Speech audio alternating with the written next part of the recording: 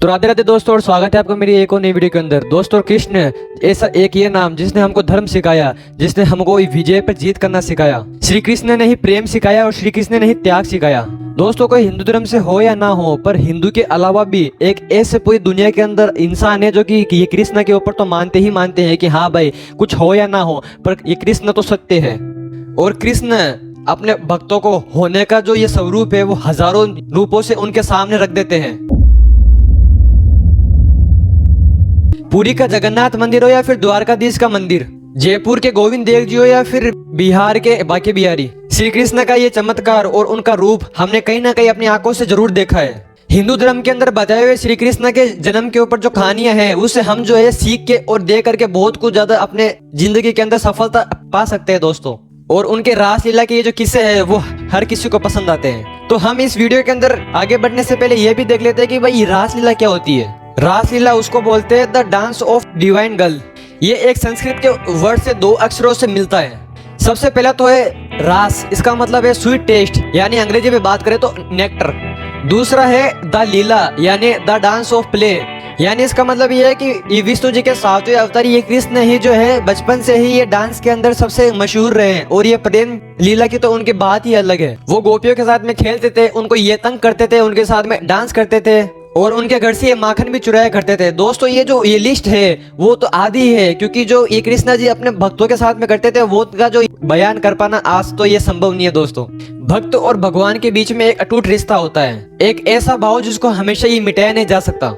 और तो और दोस्तों, भक्त जो है अपने भगवान के लिए क्या होता है और भगवान जो है अपने ये भक्तों के लिए क्या होता है, उसका जो ये सुविचार है हमारे श्री कृष्ण जी के अंदर साफ साफ ये दिखाई देता है। दोस्तों, ये कभी आपने ये नोटिस किया होगा तो दोस्तों, तो ये रासलीला वो नहीं है जो कि आज के ये टाइम के अंदर हम देखते हैं और आधा अधूरा हमारे अंदर एक ज्ञान होता है और हम उसको जो ये फॉलो करते जा रहे हैं। ये जो रासलीला है ये भगवान और भक्तों के बीच में एक सुंदर कहानी है। और आज के इस वीडियो के अंदर हम बात करने वाले भक्तों के बीच में और श्री कृष्ण के बीच में भक्ति करने वाले निधि वन की।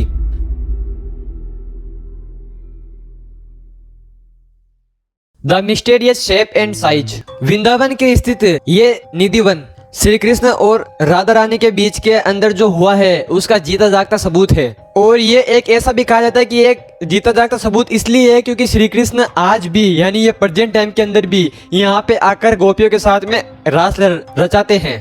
तो चलिए मैं जो है आपको बताता हूँ ये वृंदावन के अंदर अनबिलीवन मिस्ट्रियों के बारे में।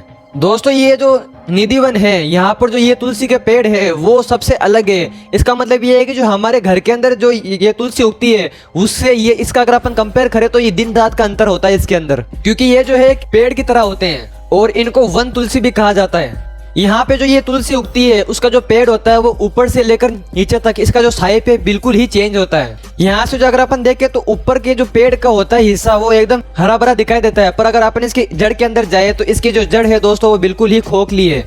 और दोस्तों, आप मानो या ना मानो पर मेरा विश्वास तो ये है कि यहाँ की जो ये तुलसी है वो गोपिया ही है। और आज के प्रेजेंट टाइम के अंदर श्री कृष्ण जो ये यहाँ पर रासलीला रचाते हैं तो ये जो तुलसी के पेड़ है ये गोपिया बन जाती है। यहाँ पर जो ये भक्त आते हैं उनको जो है ये तुलसी को हाथ लगाना और सिंदूर लगाना और अन्य प्रकार की कोई भी यहाँ पे वस्तु भेंट करना मना करा गया है। इतना बड़ा पेड़ और इतना ये घना सार का यहाँ पे जो ये तुलसी लगा हुआ है, यहाँ पर जो पेड़ है पूरी दुनिया के अंदर ये निधि वन के अंदर ही मिलेंगे आपको। और यहाँ पर जो है इसके अलावा कोई सा भी ये तुलसी का पेड़ पूरी दुनिया के अंदर नहीं है। निधि वन भक्तों के दर्शन के लिए हर सवेरे को ये खोला जाता है और इसको जो है संध्या होते बंद कर दिया जाता है। इसकी कहानी यह है कि श्री कृष्ण और वहाँ के जो गोपियां है और ये राधा रानी जो है यहाँ पे आकर रासलीला रचाते हैं पूरी रात भर। अब कुछ लोग ये फालतू के ये कमेंट भी करेंगे कि ये जो है सिर्फ एक ये कहावत है, ऐसा असली के अंदर ये कुछ भी नहीं होता है। तो अगर ये किसी को इसके ऊपर विश्वास नहीं होता तो मैं आज आपको ये निधि वन के बारे में कुछ ऐसी बातें बताऊंगा कि आप भी जो है सोचने के ऊपर मशहूर हो जाएंगे कि हाँ भाई ऐसा होता भी है कि नहीं होता। निधि वन की आरती के बाद में सिर्फ इंसान ही नहीं बल्कि जानवर भी उधर बिल्कुल भी नहीं टिक सकते।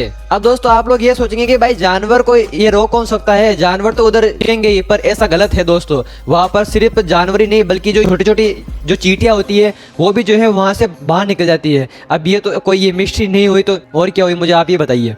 और दोस्तों ऐसा ही बोला जाता है कि अगर इस निधि वन के अंदर कोई आदमी छुप छुपा के ये रह भी गया तो वो अगले दिन तो बिल्कुल ही नहीं मिलता, या फिर अगर वो मिलता भी है तो उसकी जो जिंदगी है वो बिल्कुल ही झंड हो जाती है। और ऐसा भी अगर बताया गया है कि अगर जो इंसान अगर देख ले तो उसकी वहां पर ऑन स्पॉट डेड हो जाती है। और ये सिर्फ आपको ये मैं नहीं कह रहा, ऐसे बहुत सारे ये केस हो चुके हैं जिससे इस बात की पुष्टि बिल्कुल ही हो चुकी है।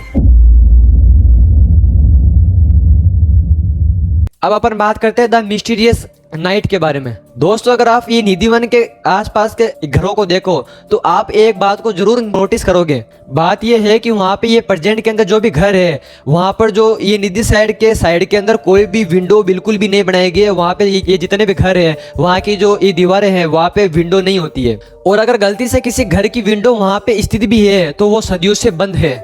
और दोस्तों वहाँ पे कुछ लोग ऐसे भी है जो ये जानते हैं कि हमारी जो ये नजर है वो गलती से भी निधि वन पे बिल्कुल ही नहीं पड़े। बात यही खत्म नहीं होती। निधि वन के पास में जो व्यक्ति रहते हैं यानी वहाँ पर जो घर है उनका ये कहना है कि इस तुलसी के जंगलों के अंदर वहाँ पर जो है आधी रात को वहाँ पे ये घुंघरू और गाने की आवाज भी उनको सुनाई देती है। और वहाँ के जो इंसान होते हैं उन्होंने इस आवाज को आज तक जानने की ये कोशिश भी नहीं करी है।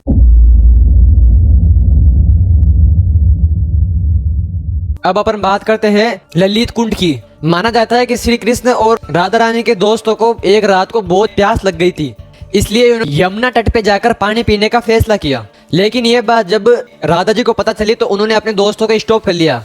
उन्होंने ऐसा कहकर उनको रोक लिया कि नदियों का जो ये टाइम है वो रात के टाइम पे विश्राम करने का होता है। पर लेकिन आपको पता है कि वो राधा रानी अपने दोस्तों को प्यासा क्यों रहने देती थी? उनको जो है ये पानी तो चाहिए था। और ये देखकर श्री कृष्ण जी ने जमीन के अंदर पानी का एक स्रोत पैदा कर दिया था जिसको आज निधि वन के अंदर श्री ललिता कुंड के नाम से जाना जाता है।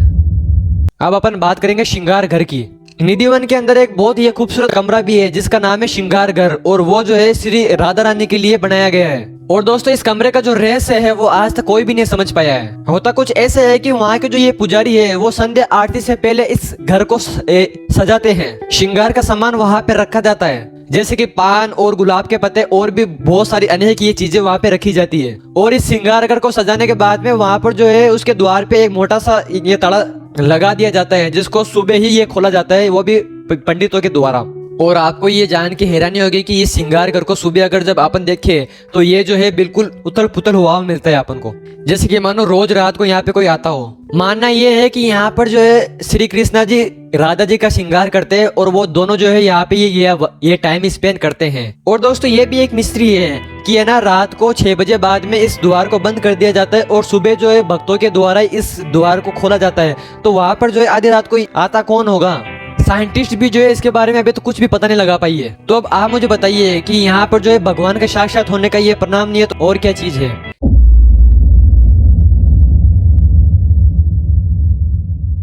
सिर्फ यही नहीं बल्कि चौंका देने वाली बातें तो इतनी सारी है कि हम सुन सुनकर उसके सवालों के जवाब ढूंढते ही रह जाएंगे, परंतु हमको आश्चर्य के अलावा कुछ भी याद नहीं लगने वाला है। हम इतने सारे फैक्ट और प्रूफ को देखने के बाद हम ये तो मान ही सकते हैं कि भगवान श्री कृष्ण के बारे में जो भी बातें लिखी गई है वो कोई ये मिथ नहीं है बल्कि फैक्ट है। महाभारत और ये रामायण जो हमारी ग्रंथों ने लिखी है वो कोई एक ये हिस्टोरिकल बुकें नहीं है बल्कि ये जो एक सच्ची घटना के ऊपर आधारित है।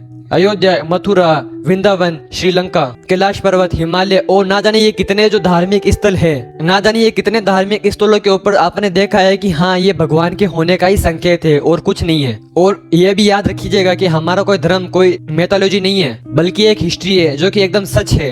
और रही बात इन फालतू के आदमियों की, तो इनके सवालों के जवाब तो हमेशा उनके पास में रहेंगे ही रहेंगे। आज वो सवाल कुछ है तो वो अगले दिन कुछ और ही हो जाएगा, पर भगवान है या नहीं ये सवाल तो कोई सवाल ही नहीं होना चाहिए। ये वीडियो खत्म करने से पहले मैं आपको सिर्फ इतना ही कहना चाहूंगा कि ये ढोंग और पाथन के चलते हुए लोगों के मन में जो भगवान के प्रति आस्था है वो कम होती जा रही है। जहाँ पे इतने स्कैम और एक्टिंग चल रही है तो वो अपने मन के अंदर भगवान के प्रति आस्था ये कैसे रख पाएगा? आप मुझे ये बार खुद ही बताइए। पर मुझे ये लगता है कि भगवान को देखने के लिए हमें इन आंखों की जरूरत तो बिल्कुल भी नहीं है। भगवान है या नहीं इस बात का सबूत हमें मांगने की भी जरूरत नहीं है। क्योंकि आपके मन में श्रद्धा है और आप उस एनर्जी के ऊपर विश्वास करते हैं, तो फिर भगवान है और आपके साथ है हमेशा और हमेशा हमेशा के लिए। इसीलिए तो अंधे होने के बाद में भी सूरदास भगवान जी ने भगवान श्री कृष्ण के रूप के होने का ऐसा वर्णन किया है जो कि आज तक ये कोई भी इंसान बिल्कुल भी नहीं कर पाया है। तो दोस्तों मैं आपको आखिरी के अंदर इतना ही कहूंगा कि भाई अपने धर्म के प्रति कोई सवाल उठाओ ही मत, बल्कि ये हिस्टोरिकल जो बुकें हैं, इसको जो हिस्टोरिकल बल्कि ये बुकें नहीं है, ये हमारे एकदम सच है।